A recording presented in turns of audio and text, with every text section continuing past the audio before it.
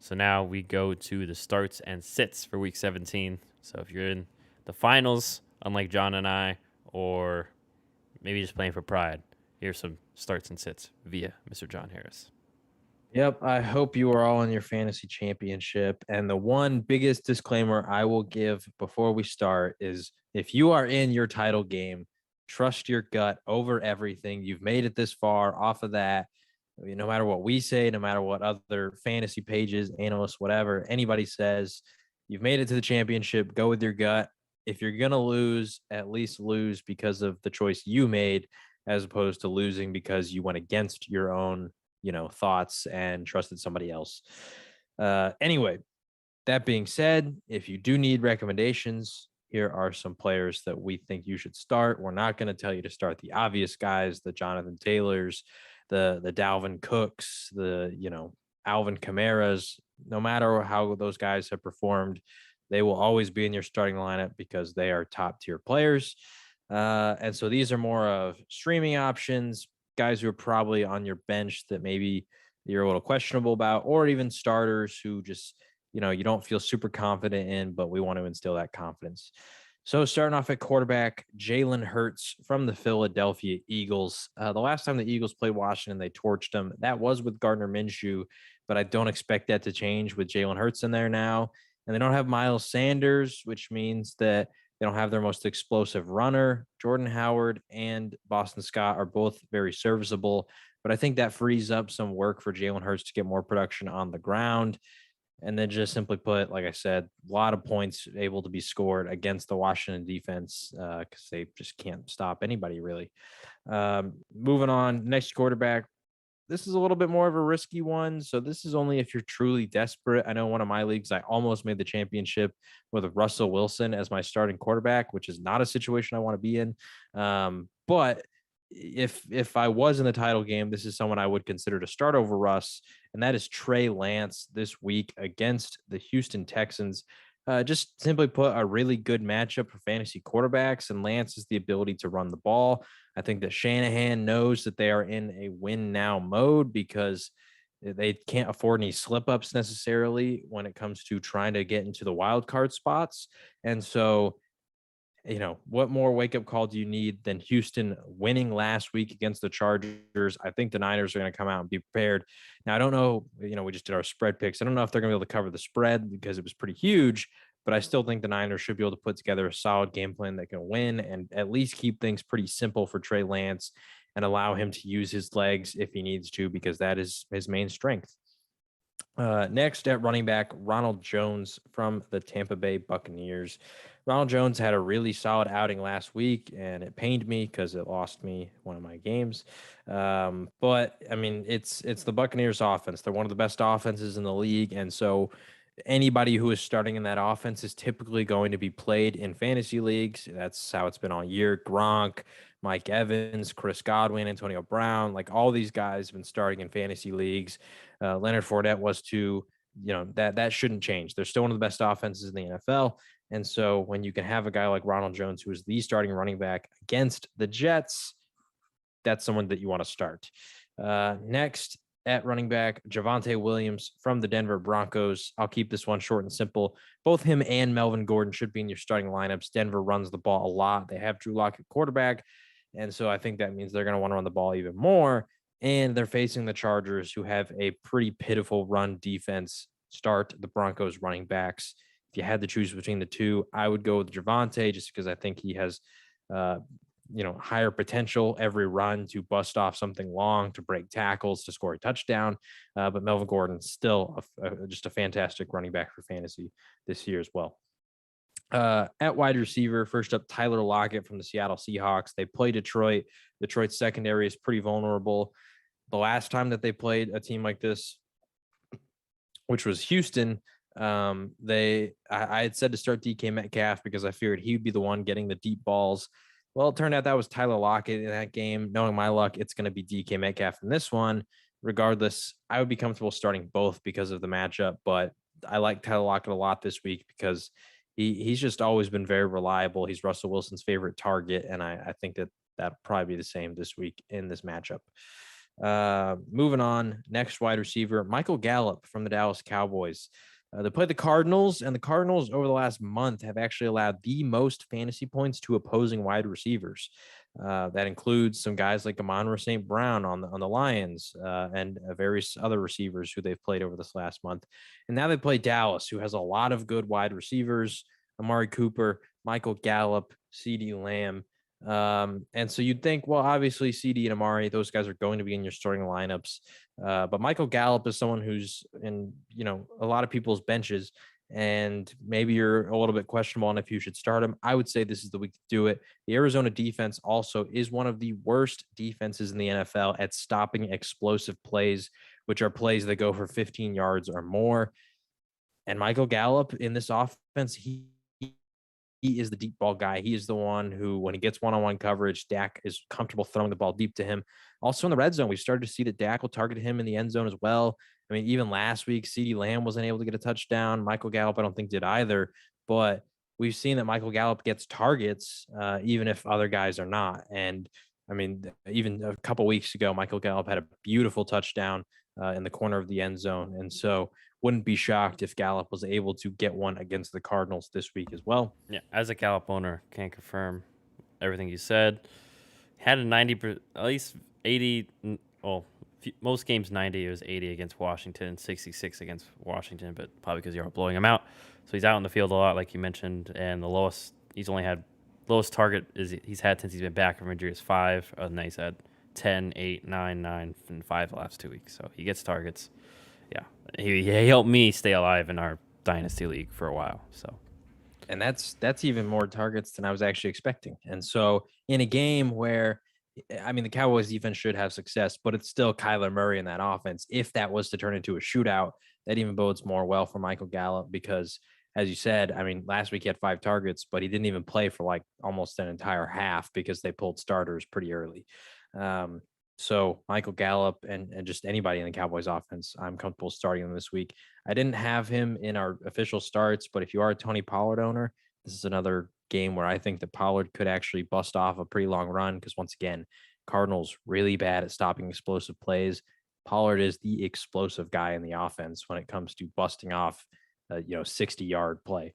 Anyway, back to the wide receivers. Next, Amon-Ra St. Brown from the Detroit Lions. He plays Seattle. Seattle doesn't have any great corners.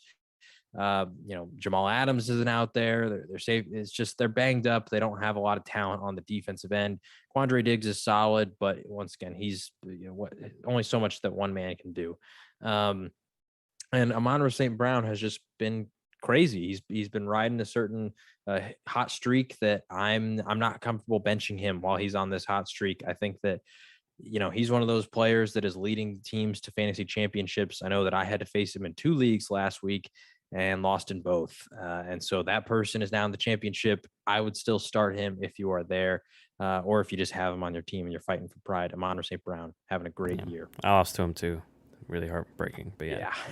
It was terrible too because one of the guys I lost to, he listens to the podcast, so he saw him on the starts, put him in the lineup over AJ Brown, which AJ Brown actually had a better game, but Amon-Ra was like 5 points short of him, so it was tough. Sorry. Anyway, quick complaint, little fancy complaint. He had more. Who would expect he had more points than George Kittle? Gosh, I hate you, Jimmy Garoppolo. Continue. Sorry. Speaking of tight ends, though. We're going to say Dallas Goedert from the Philadelphia Eagles as the start of the week at tight end. The last time he played against Washington, he absolutely shredded them, and that was just 2 weeks ago. So this isn't necessarily a performance where, Washington is going to have a lot of time to prepare for it because they had to prepare for Dallas this past week. And so I'm not sure that they're necessarily going to be able to do anything to change what Dallas Goedert was able to do against them. And so Dallas Goedert, start of the week at tight end, very talented tight end, and also once again, like I said, killed this Washington defense last time they played. I think he had multiple touchdowns, over 100 yards. He torched them.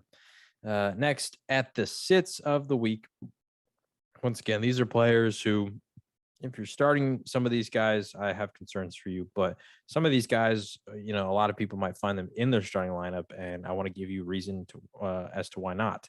Quarterback is a little tougher for that. I wouldn't expect most people to be starting them, but like I said, maybe it's a 2 quarterback league, maybe it's a 16 team league. Maybe you're like me and you had Russell Wilson and you just don't feel confident, or somebody like that. Um, so starting at quarterback, Tua Tagovailoa from the Miami Dolphins. Tennessee's got a really good defense. I feel like this is going to be a very low scoring affair. And so I don't love the amount of points that could be scored in this one. Tua also isn't necessarily a big play guy. He keeps everything relatively in front of him, and a very well coached defense like Tennessee's. I don't see a lot of opportunities for them to score big points, which means his fantasy production is going to be directly correlated with how many points they can score. I think it's going to be low. Next, Ryan Tannehill, same game. I don't love any of their running backs. I mean, they're all serviceable, but they don't have a true Derrick Henry guy or they don't have Derrick Henry to really anchor this offense. And so it's basically just AJ Brown, like we talked about last game. AJ Brown had like 70% of the yards, but for fantasy, that's not very good, because if that's happening, that means most of your other guys are probably getting shut down. Ryan Tannehill only had about 200 yards last week, and that was against a pretty miserable 49ers secondary. Miami has a much better secondary. Javon Holland, one of the highest graded rookies at safety. And then you got Xavier Howard, obviously, Byron Jones. You have some solid players in that secondary for Miami. And this is a front seven that blitzes very heavily. They bring corners into it too. And so you're sending a lot of pressure Ryan Tannehill's way. I'm not confident that he's going to be able to have a productive week against Miami. Next, at running back, these are 2 players who I would say are probably in most people's lineups if you have them. And these are both of the New York running backs, Michael Carter and Saquon Barkley. For Michael Carter, it's pretty simple. They play Tampa. Tampa's got a great run defense. Don't love the matchup. The thing is, he could get involved in the receiving game, but with Zach Wilson historically over the year, it's not been Michael Carter that's gotten involved in the receiving game. It was Ty Johnson. It was the receivers. It was the tight ends. Everybody else. And a lot of Michael Carter's receiving value came when Zach Wilson was hurt. And so I don't love Michael Carter in this week's matchup against Tampa. And for Saquon, it's the Giants. They just really haven't been able to have any success with any of the quarterbacks that they've had as of late. It seems like they can't drive down to score a touchdown. And when the defense doesn't have to worry about Jake Fromm or Mike Glennon doing anything through the air, they can focus very heavily on Saquon Barkley. And the offensive line for the Giants, as we know, still isn't very good. They're better than they were over previous years, but they're still just eh. And so I just don't enjoy the Giants and Saquon Barkley in this matchup against Chicago, who has some pretty solid guys in the front seven, like Akeem Hicks, like Roquan Smith, guys who are very good against the run. Don't like that matchup for either of the New York running backs. Moving on to wide receiver. These are 2 players who are also probably in starting lineups. We're going to start off with Michael Pittman from the Indianapolis Colts. They play the Raiders, who you would think, well, the Raiders aren't a great defense. Their corners have actually been the highlight of this defense. Casey Hayward has been fantastic. He's had a very quiet year for them, but he's been very good against opposing wide receivers, especially when it comes to stopping them for fantasy production. And then if Michael Pittman, for any reason, was to go to the slot, he's got to meet Nate Hobbs, who has been one of the best slot corners in the league this year. I don't like either matchup.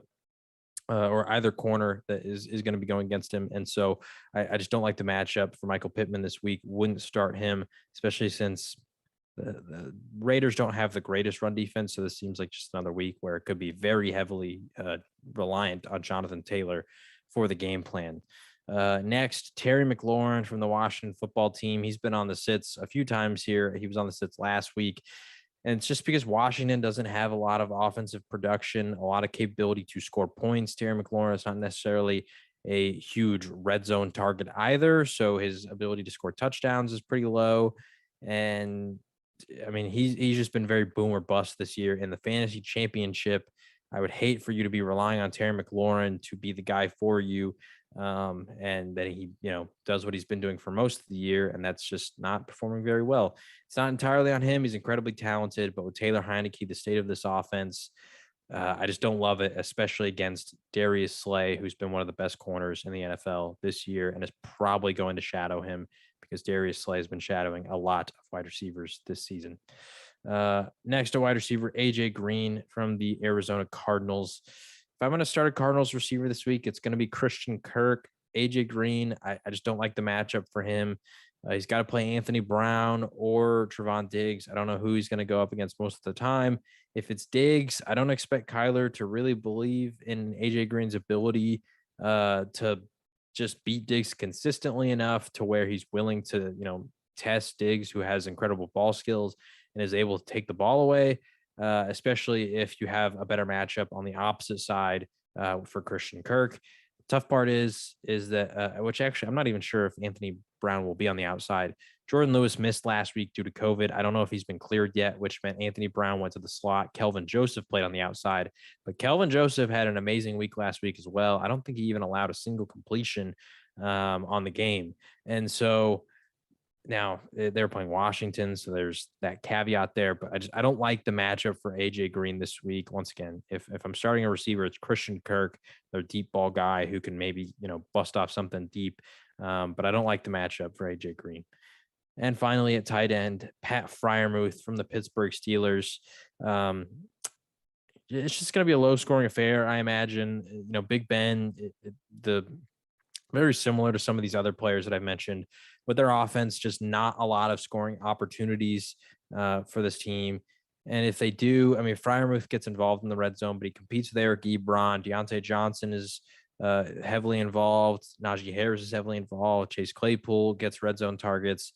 There's just a lot of competition for him, and there's not a lot of volume for him to be able to get touchdowns. And that's kind of what he's been reliant on throughout the year to have fantasy relevant weeks. So I don't love Pat Freiermuth this week in a game against Cleveland that could be pretty ugly and just won't have a lot of points in it. So those are the starts and sits of week 17. If you're in your championship, I hope you win it. And I just want to reiterate, like I said at the beginning, if you've made it this far, simply go with your gut. You can always take our advice, but you're in the championship for a reason. Trust your instincts. And as I said, if you're going to lose, I'd rather lose on my own choices than other recommendations from someone else going against my choices and then feeling like, why didn't I just listen to myself? To where if you go out on your own choices, that's just how it goes. So stick with your gut here. But if you do need recommendations, those are our week 17 starts and sits. Hey, and you can't complain if we ask and we're wrong. You asked us. So yeah, it's on you.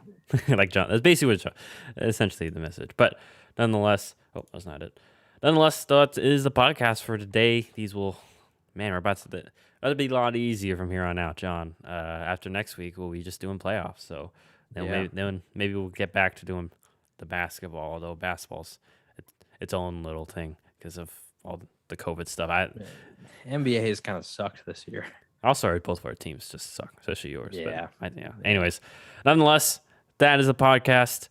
We will be back next week, and we'll see if either John and I made ground on each other, or if I can catch up to John, or John just ices the season from this week. This is the big week. So enjoy your weekend, everyone. Enjoy if you're celebrating the new year. Be responsible. Be careful. Don't, pull a JPP, or just don't, just get home safely if you're, indulging in other things. So nonetheless, enjoy your weekend, everyone. We're out.